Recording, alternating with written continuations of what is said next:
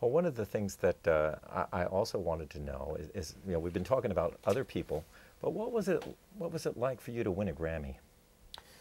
Winning a Grammy was really exciting. I mean, I had a kind of it was so funny because it was one of these things too that was on the table when I first got the assignment. I won for these liner notes I wrote for Crossroads, the Eric Clapton box set, and literally when I was talking to the producer of the box set, a guy named Bill Levinson, who also won a Grammy for that project, he said to me, you know, we're thinking about this as a Grammy project.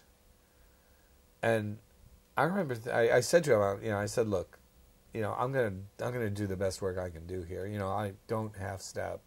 If I sign on for this, you're gonna get. But you see my work, it's gonna be like that. You know, if that's, you know, I don't know if I'm gonna win a Grammy or not. I mean, to me it was a kind of silly idea. I mean, I got the sense it was. You know, it was record business talk. Mm-hmm. You know, it was like, you know, we're getting behind this project. We're trying to frame it in a certain way. We want you to bring a certain level of, I guess, effort and achievement to it. And, you know, I guess once I sign on to something, I'm going to do the best job I can. And that's what I said. So, but it was interesting that it came up. I mean, you know, it's not something that people typically talk about. I haven't really had any conversations like that since. You know, it just was a funny thing. And I mean, with that night when you were sitting there, well, I mean, it was kinda, was it one of those off-camera things? It was. Well, I'll tell you, it was. I had a kind of snooty attitude about the Grammys, but like when I got nominated, it was really exciting. You know, everybody, Rolling Stone had champagne for me, and I went out and I'd gotten drunk at lunch already because I'd heard the news and was meeting some guy from England at the Plaza Hotel bar, as a matter of fact.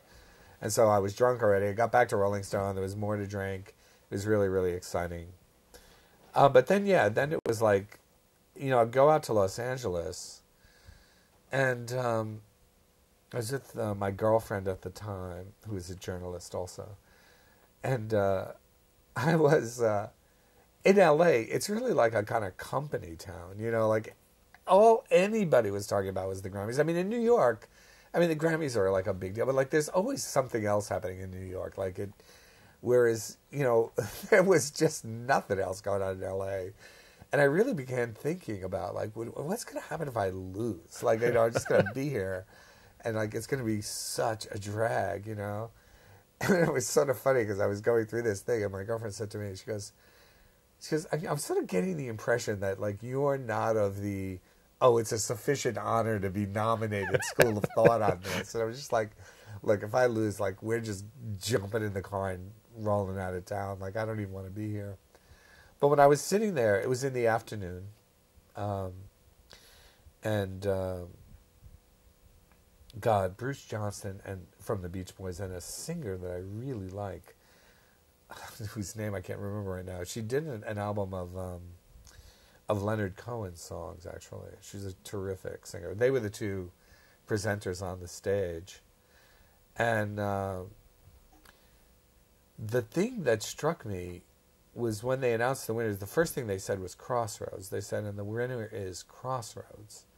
So I was sitting there and I'm thinking, is that me or is that not me? And then it was like, and then the second they said my name, I realized it was me. And it was huge, man.